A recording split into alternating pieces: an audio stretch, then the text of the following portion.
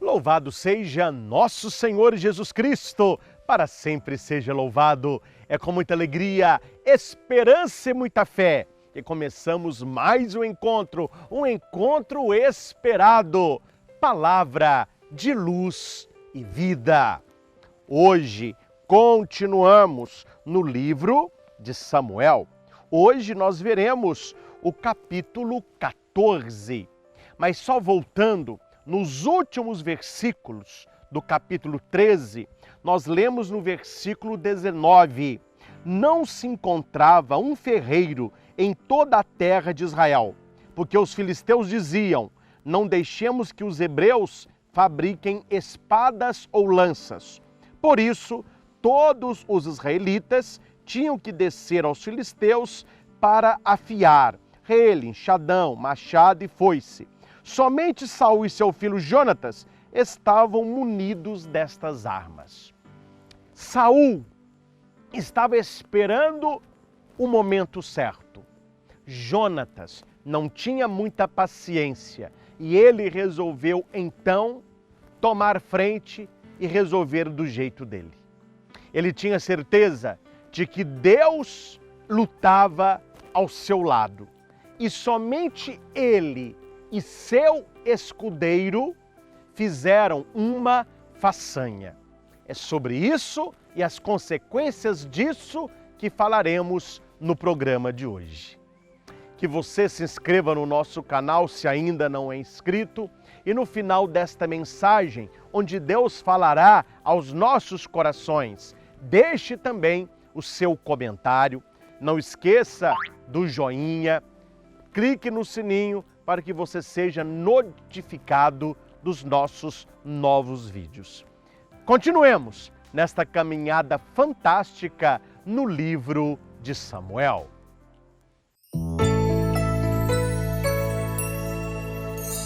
Palavra de luz e vida.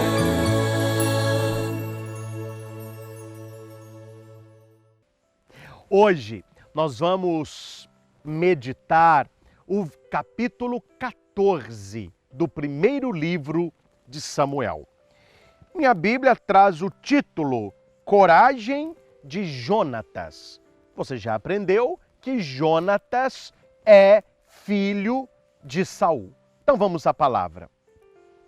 Um dia, Jonatas, filho de Saul, disse ao seu escudeiro: vem, passemos até o acampamento dos filisteus que está do outro lado. Mas nada disse a seu pai. Versículo 3. O povo ignorava a saída de Jonatas.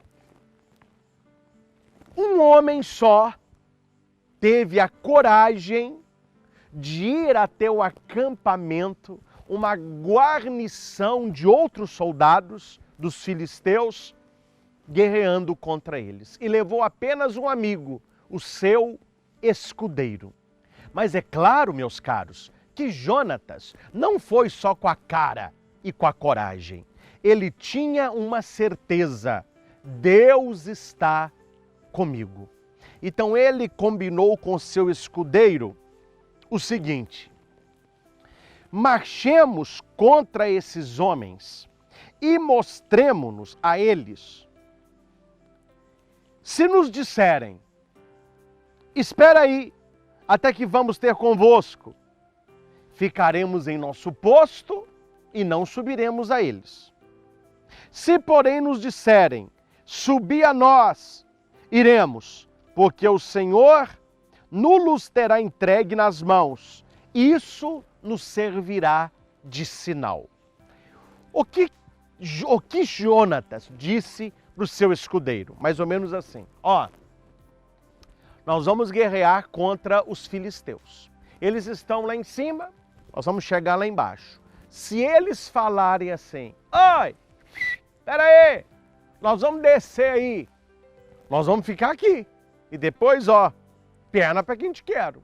Mas se eles falarem: pode subir, é um sinal de que Deus irá guerrear conosco. O que podemos aprender com Jonatas para a nossa vida? Muito simples. Nós precisamos pedir a Deus que nos dê sinais se nós devemos ou não realizar o que pretendemos. Muitas pessoas não rezam, não perguntam a Deus e vão fazendo. E quantas vezes tudo dá errado, porque você não perguntou a Deus: me dê sinais, Senhor, se eu devo ou não me envolver com esta pessoa, se eu devo ou não trabalhar neste lugar, se é aqui que vai ser o terreno da minha casa, se eu devo ou não fazer esta atitude. A pessoa não pergunta, ela vai fazendo o que está na cabeça. Jonatas pede um sinal. E o sinal, se eles descerem, é um sinal de que nós vamos perder. Mas se eles nos chamarem, é um sinal de que vamos vencer. Deus nos fala ao tempo todo, mas nós precisamos estar atentos aos sinais que Deus vai colocando. Gente, um relacionamento que não vai dar certo, um trabalho que vai terminar mal, algo da nossa vida que todos estão vendo que não dá certo, muitas pessoas não sabem ler os sinais. O pior cego é aquele que finge que não vê. Deus está dando sinais claros para mim e para você a respeito da nossa vida. Mas nós precisamos estar atentos, ler e obedecer os sinais de Deus. E o texto continua. Então, Jonatas e o escudeiro se mostraram à guarnição dos filisteus. Quer dizer, eles apareceram lá para os inimigos verem. Estes disseram: eis os hebreus que saem das cavernas, onde se tinham escondido. E os homens da guarda gritaram a Jonatas e ao escudeiro: subi a nós, queremos dizer-vos uma coisa. Na verdade, eles queriam matar os dois, né? Mas olha o sinal, pode subir, vem cá. Foi o sinal que Jonatas pediu a Deus. Quando nós rezamos pedindo a Deus um sinal, Deus dará este sinal. Jonatas diz ao escudeiro: segue-me, porque o Senhor os entregou nas mãos de Israel. Subiu, pois, Jonatas, trepando com as mãos e com os pés, seguido do escudeiro. Os filisteus caíram diante de Jonatas, e o seu escudeiro matava-os atrás dele. Esse foi o primeiro massacre que fizeram Jonatas e seu escudeiro, no qual eliminaram os 20 homens no estreito espaço da metade de uma geira de terra. Entendeu? Então, à medida que Jonatas ia chegando perto dos filisteus, eles iam caindo e seu escudeiro ia exterminando aqueles homens. Claro que o que aconteceu foi algo extraordinário. Isso não é normal. E o terror se apoderou daquele povo porque eles diziam: aquilo é um terror de Deus. Eles descobriram que Deus estava com Jonatas. Deus lutava com Jonatas. É claro, meus caros, que você entende perfeitamente que a guerra que nós travamos hoje é contra os nossos pecados, contra os nossos vícios, contra as nossas mazelas. E quando Deus nos dá sinais, e quando Deus está conosco, quando Deus marcha conosco, tudo aquilo que nos fazia mal vai caindo e vai sendo exterminado. Perante aquilo que os filisteus viram, homens caindo perante Jonatas, eles começaram a correr. Mas correu gente para tudo quanto foi caminho. Estavam ali por perto sentinelas de Saul. E eles viram aquela multidão correndo e disseram assim: algo aconteceu, pois os filisteus estão fugindo. Saul disse ao povo: fazei uma chamada e vede quem saiu dentre nós. Fez a chamada e verificou-se a falta de Jonatas e de seu escudeiro. Saul, nesta hora, disse: faze aproximar a arca de Deus. Por que Saul pede a arca de Deus? Porque ele nota que algo sobrenatural está acontecendo na vida de Jonatas. Numa lógica humana, 2 homens seriam derrotados por uma guarnição. Mas o que nós vemos na palavra é que esses 2 homens, debaixo da mão poderosa do Senhor, se tornaram vitoriosos. E aconteceu uma bagunça no meio dos filisteus. Olha aqui o versículo 20. Os filisteus, numa extrema confusão, voltaram a espada uns contra os outros. Eles mesmos começaram a se matar. Assim acontece na vida daquele que confia em Deus. Quanto pessoas querem prejudicar você, quanto a inveja começa a tomar conta da sua roda de amizade, quando as pessoas começam a falar mal de você, você precisa ter uma aliança com Deus. Você precisa permanecer com Deus, porque estes que fizeram a confusão, eles mesmos irão colher confusão. A inveja irá germinar inveja. Veja que neste momento do texto, os judeus nem precisavam lutar. Eles estavam olhando e ali os filisteus, eles próprios entre eles, se matavam. A nossa fé, ela opera grandes milagres. Quando nós acreditamos que Deus está conosco e o principal, quando nós estamos com Ele, tudo concorre para a destruição dos nossos inimigos. E repito o que já disse, o nosso pior inimigo é o pecado, porque ele pode arruinar a nossa alma, ele pode roubar a nossa salvação, ele vai atrair somente coisas ruins para a nossa vida. Neste texto que nós lemos, e nós vamos parar aqui, até o versículo 23, nós vemos que Deus está lutando a favor daquele que luta a favor de Deus. Se você está com Deus, Deus luta por você, Deus honra você. A sua fé, ela atrai a bênção e a graça para a sua vida. Procure intimidade com Deus. Procure conhecer a Deus assim como Jonatas. Eu acho tão bonito a intimidade de Jonatas com Deus a ponto de dizer para o seu escudeiro: se eles falarem que vão descer, a gente corre. Se eles falarem que pode subir, a gente sobe, porque é um sinal de Deus. Como as pessoas hoje estão cegas e surdas perante aquilo que Deus faz, perante aquilo que Deus diz. Nós precisamos conhecer esta palavra. Nós precisamos tomar posse desta palavra todos os dias da nossa vida, para que Deus esteja batalhando conosco, para que Deus esteja do nosso lado. E eu finalizo esse nosso encontro lendo o versículo 21 a 23, para você entender o fechamento aqui do raciocínio.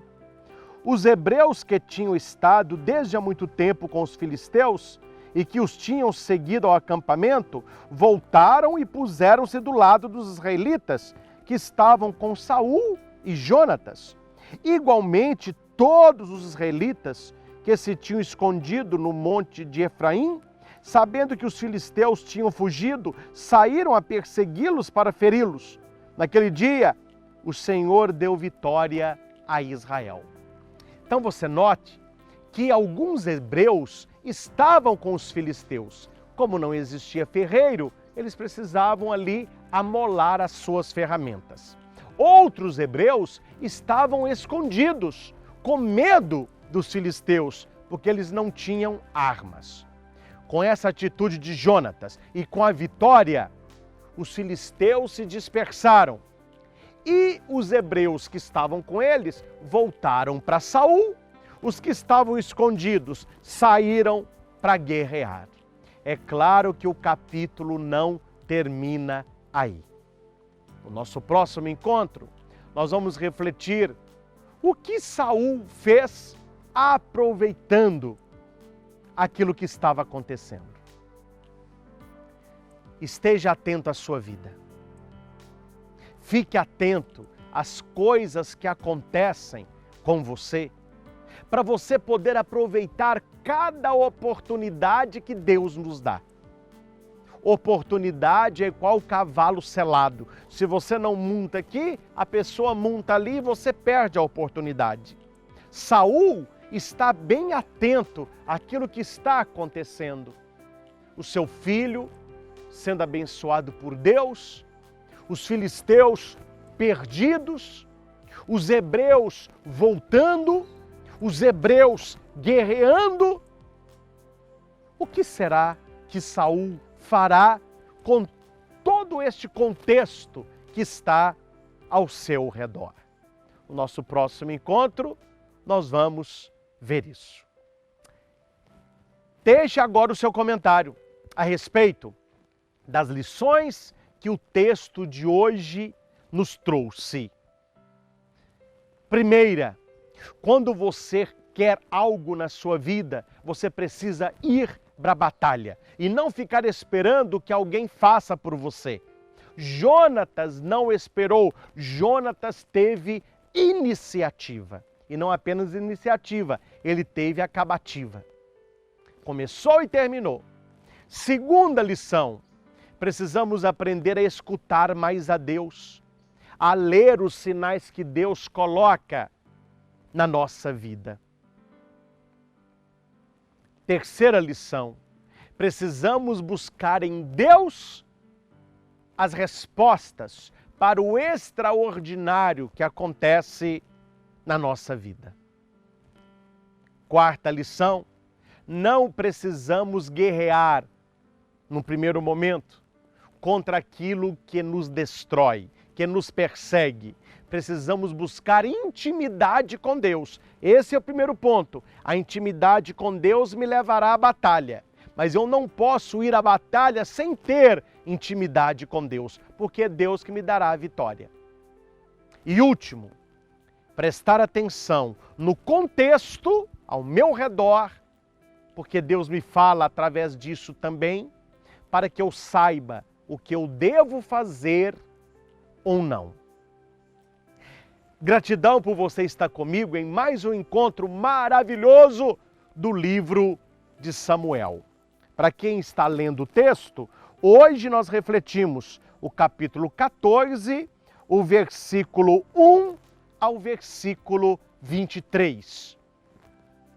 No nosso próximo encontro, nós finalizamos o capítulo 14, do versículo 24 ao versículo 52. Tá bom? Deus abençoe você e que esta palavra possa alimentar os nossos corações.